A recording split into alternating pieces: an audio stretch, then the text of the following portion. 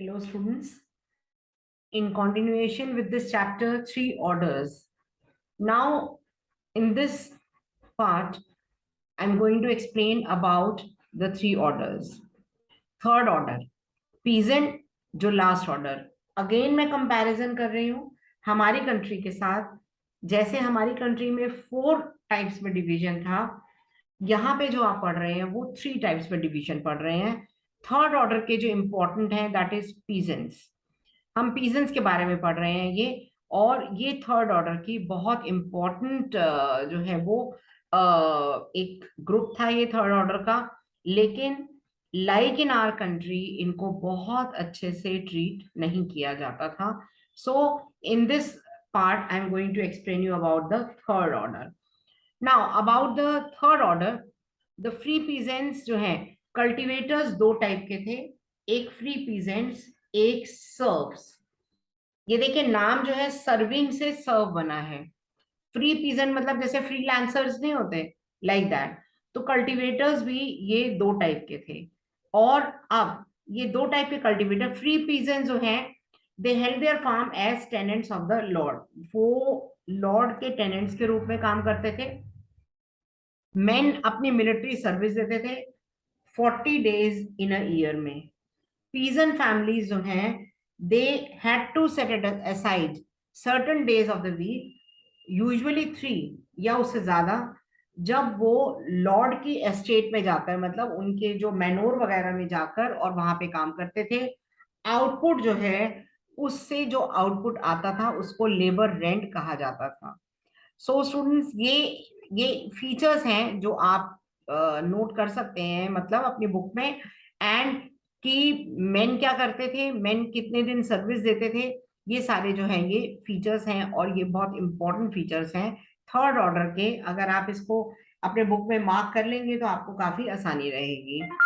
In addition to they could be in addition they could be unpaid. In addition they could be required to do other unpaid labor services also.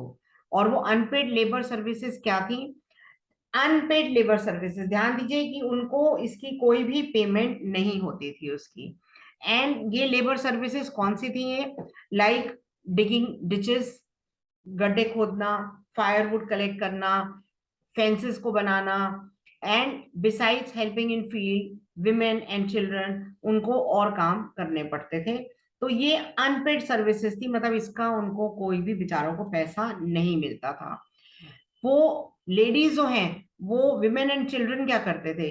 Ladies thread को spun करती थी और cloth को वो वूव करती थी, candles बनाती थी, press grapes to prepare wine, वो अंगूर है ना उसको प्रेसिंग, और ये बच्चे भी ये काम करते थे. And there was one tax, direct tax, जिसको टेली कहते थे. किंग्स इम्पोज करते थे और पीजेंट्स एंड क्लर्जी उनको एग्जेम्प्टेड था. मतलब जिनके पास पैसा था, जो कुछ काम नहीं करते थे. आप कॉन्ट्रास्ट देखिए तो कई बार आपको भी गुस्सा आएगा ये, अगर आप सेंसिटाइज करें इस चीज को. देखिए मेरा एक मेन पर्पस जो है ये सोशल साइंस यूट्यूब पे पढ़ाने का, वो ये है कि just try to sensitize yourself. आप देखिए जो लोग काम करते थे उन्हें टैक्स देना पड़ता था, जो लेजर लाइफ लीड करते थे उन्हें कोई टैक्स नहीं. Clergy and nobles were exempted from paying this, just because कि वो कोइंसिडेंटली वो पैदा उस फैमिली में हुए हैं जिसको एरिस्टोक्रेटिक कहते हैं. Now coming back, serfs cultivated plots of land but these belong to lord. Serfs जो हैं वो कल्टिवेट करते थे प्लॉट्स ऑफ लैंड, बट ये बिलोंग करते थे लॉर्ड को. Much of the produce from this had to be given to the lord. आप देखिए बेचारे मेहनत वो करते थे और लॉर्ड को, लॉर्ड की जमीन पे मेहनत कर रहे हैं, लेकिन उनको नहीं मिलता था. सारा जो प्रोड्यूस है मैक्सिमम लॉर्ड के पास जाता था. They also had to work on the land which belong exclusively, मतलब दोनों ही जमीनों पे उनको काम करना पड़ता था.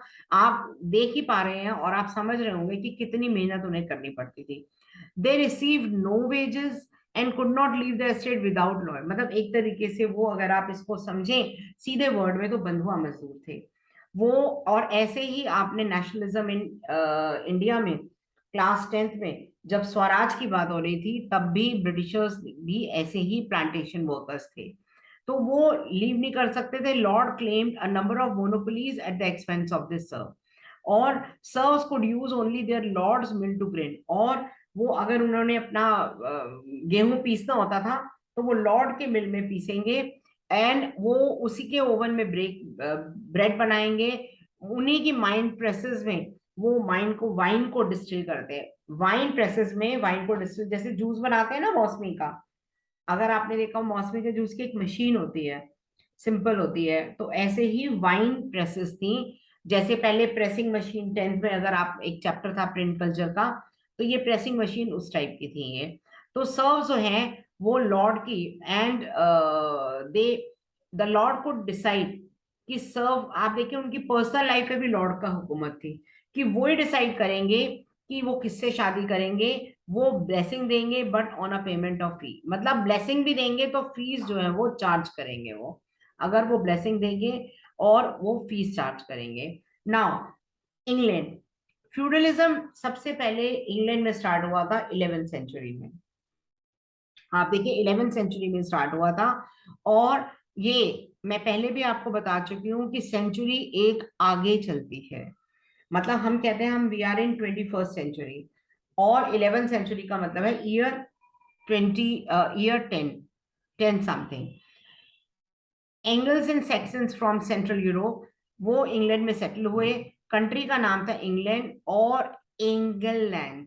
ये नाम जो है ओरिजिन देखिए ये कैसे हुआ था. William the Duke of Normandy cross the English channel, और उन्होंने ये इंग्लिश चैनल क्रॉस कर ली थी विद एन आर्मी और and defeated the section king of England. From this time France and England जो थे वो ज्यादातर, ये मैं आपको बता दूं, फ्रांस और इंग्लैंड की काफी ज्यादा लड़ाई रहती थी. और ये बात हम 11th सेंचुरी की कर रहे हैं, और जब वो इंडिया में भी आए थे तो भी इनकी आपस में काफी ज्यादा इनका एक जैसे कहते हैं ना टसल रहती थी. ये कैसल है इंग्लैंड का. विलियम वन, मैं एक बार और आपको ये समझा देती हूँ, ये मैं आपको, that the countries name England ये एक वेरिएंट है एंगललैंड का. सेंट्रल यूरोप में थे ये दो. And William the Duke of Normandy, Normandy जो फ्रांस की बात हमने करी थी, जिन्होंने इंग्लिश चैनल क्रॉस करी थी आर्मी के साथ में, सेक्सन किंग को उन्होंने डिफीट कर दिया था. और तब से फ्रांस और इंग्लैंड की आपस में लड़ाई रही थी. और सेक्सन किंग को डिफीट करके और वो वहां पे किंग बन गए थे. William one had the land map, distribute किया उन्होंने सेक्शंस में टू 180 नॉर्मन नोबल्स. मतलब उन्होंने 180 जो नोबल्स हैं उसमें वो लैंड को डिस्ट्रीब्यूट कर दिया जो माइग्रेट हुए थे, मतलब उनके साथ आए थे. Lords became the chief tenant of the king. Lord उन्होंने जैसे अलग अलग पार्ट्स में डिस्ट्रीब्यूट कर दिया ना, तो उसके जैसे मनसबदार या नवाब बना दिए जाते थे ना उस समय कलेक्शन के लिए रेवेन्यू. तो ऐसे ही उन्होंने ये the lords became the chief tenant of the king and were expected to give him military help. जैसे पहले बताया था मैंने आपको, वो मिलिट्री हेल्प देते थे. और they were oblige to supply a certain number of knights to the king, कि राजा को मिलिट्री हेल्प भी लेंगे, क्रॉप्स भी सप्लाई करेंगे, मनी भी देंगे. And they soon began to, पर उनको एक जमीन का बहुत बड़ा पीस उनको मिल जाता था. They soon began to gift some of their land to knights जो सर्व करते थे just as they in turn serve the king. They could not use their knights for private warfare. आप देखिए मतलब उनके अंडर जो लॉर्ड के under जो नाइट्स काम करते थे उनको लॉर्ड अपने प्राइवेट प्रोटेक्शन में नहीं यूज कर सकते थे, वो किंग के लिए ही यूज कर सकते थे.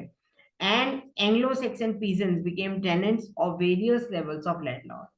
और जो एंग्लो सेक्सन पीजेंट्स थे वो टेनेंट्स बन गए, मतलब वो एक तरीके से बंधुआ मजदूरी की तरह काम कर रहे थे. So students this was about the peasants. अब जो नेक्स्ट टॉपिक हमारा आएगा वो मैं नेक्स्ट अपने क्लास में लूंगी, कि जो नेक्स्ट टॉपिक है it will be about the factors जिन्होंने ये इफेक्ट किया था. देखिए अभी ये 2-3 पार्ट्स और लगेंगे ये चैप्टर को, ये factors affecting social economic condition, तो ये उसके बारे में है. And that I will take in the next class. And please students, I request you to subscribe my channel, और जितना हो सके आप उसको लाइक करिए, शेयर करिए, कमेंट बॉक्स में कमेंट करिए. Please help me to grow my channel on YouTube as I am new to it. So students, in the next class, I will start from factors affecting social and economic relations.